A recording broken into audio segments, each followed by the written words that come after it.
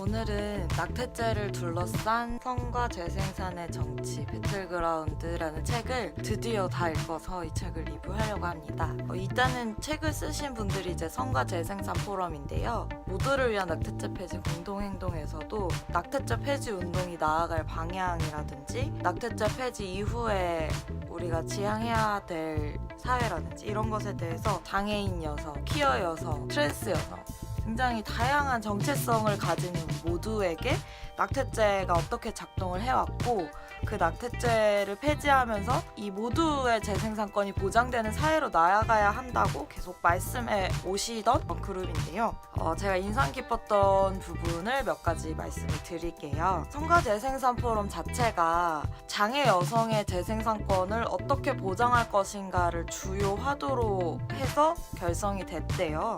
그래서 이 낙태죄가 어떤 몸을 만들어내는가를 많은 부분에서 언급을 하고 있거든요. 국가가 규정한 정상적인 몸을 만들어낸다고 계속 말씀을 하세요. 예를 들어 여성이 섹스를 했는데 임신과 출산을 하지 않는다 라고 하면은 이 섹스는 비정상적이거나 문란한 것, 규제되어야 할 것으로 만들어 버리고, 그러면서 여성은 출산을 해야 하는 몸, 여자는 술을 많이 마시면 안 돼, 여자는 애를 가져야 되니까 담배를 피면 안 돼, 이런 규범들이라든지, 혹은 뭔가 이제 무작위의 파트너와 섹스하지 않는 몸이라든지 이런 걸 만들어낸다고 하고 있어요. 그리고 반대로 그렇게 출산이 가능한 몸, 국가가 규정한 정상적이지 않은 몸, 그러니까 비정상이라고 국가가 간주한 몸들에 대해서는 임신과 출산을 못하게 하는, 생명에 차등을 두면서 생명을 비계화하고 선별하는 그런 과정들, 태어나야 할 생명과 태어나지 말아야 할 생명을 구분하고 있는 국가의 정책을 폭로를 했습니다. 그래서 예시가 뭐냐면요, 많은 경우 장애인 시설에서 수용하고 있는 장애인들은 이성끼리 붙어있지도 못하게 한다고 해요. 이성끼리 붙어있지 못하게 한다는 건 결국에는 장애인이 성관계를 해서 태어나는 몸이 비정상일 것이라고 간주되고, 비정상인 몸은 태어나면 안 되는, 태어나지 않는 게 국가와 사회에 아이를 낳는 가족에게 더 낫다고 간주가 되는 거죠. 유전적으로 뭔가 문제가 없음에도 불구하고 부모가 장애인이란 이유로 이 장애인 부모 사이에서 태어난 아이는 이미 비정상 요소를 포함하고 있다고 보는 거예요.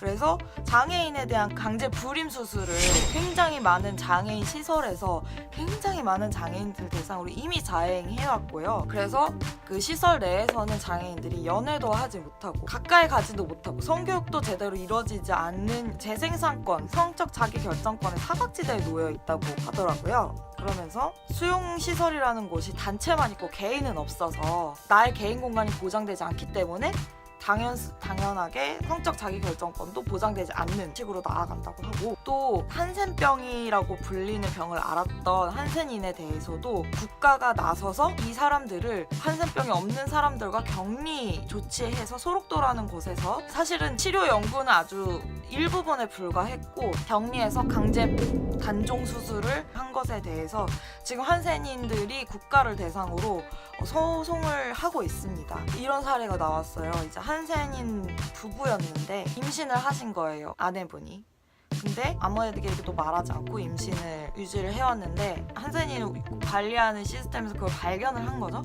그래서 강제로 낙태시키고 또 불임 수술을 하게 되고 부부가 모두 그렇게 됐다고 합니다. 그 사례를 보고 너무 끔찍했고, 이제까지 태아의 생명권이 공익이고 여성의 자기결정권이나 선택권은 사익이다 라고 규정해서 대립시켜왔던 논리와 국가에 대해서 큰 실망감이 들더라고요. 근데 아직도 그렇게 말씀하시는 분들 많잖아요. 이렇게 강제 낙태, 강제 단종, 불임 수술을 한 사람들한테는 전혀 사과나 보상이 이루어지지 않고 있는 상태에서 낙태죄를 합헌으로 놔둔다는 것 자체가 말이 안 되죠. 그래서 부럽지가 않아서 굉장히 다행이긴 한데요. 그리고 이제 트랜스젠더에 대한 얘기도 나옵니다. 우리나라에서 트랜스젠더가 성별을 정정할 수 있으려면 생식 능력이 소멸된 것을 인정받아야 돼요. 아이를 낳을 수 없는 몸이 돼야 한다는 거죠. 내가 여자로 태어났어요. 하지만 남성이 되고 싶었어요. 근데 나는 아이를 가질 수 있는 몸인 상태로 남자가 되고 싶은 거죠. 근데 그것을 허용하지 않아요. 왜냐? 그것은 정상이 아니기 때문에. 남자가 아이를 가질 수 있을 때 국가가 봤을 때 이 사회 체제 혼란이 오겠다라는 생각을 한 거죠. 여성이라는 성만이 아이를 가질 수 있어야 하고 남성이라는 성은 씨를 뿌리는 존재로서 이미 사회가 그 남성과 여성을 차별적으로 사회화시키고 차별적으로 대우해 왔는데 그것이 다 무너지게 되는 거죠. 그래서 사실상 그 비정상이라고 분류되는 어떤 장애인, 병을 가진 사람, 성소수자, 트랜스젠더, 불황자 이런 사람들에 대해서는 국가가 재생산을 허락하지 않는 거예요. 허락받아야 되는 재생산을 몸으로 만든 것이고 그것을 너무나 전 생애적으로 체화시켰기 때문에 장애인 시설에서 수용소에서 나온 분들이나 아니면은 뭐 다른 불황자 수용소에서 나오신 분들도 내가 과연 아이를 가져도 되나? 이런 생각을 하신다는 거예요. 하지만 누구나 성적으로 자유롭게 자기가 원하는 파트너를 만나서 성관계를 맺을 수 있고 안전하게 피임을 하고 임신 중단도 할 수 있는 것이 개인의 권리인데 그 개인의 권리를 마음대로 국가의 규정 아래에서 침해해 왔던 것이 오늘날까지의 한국 상황인 거죠.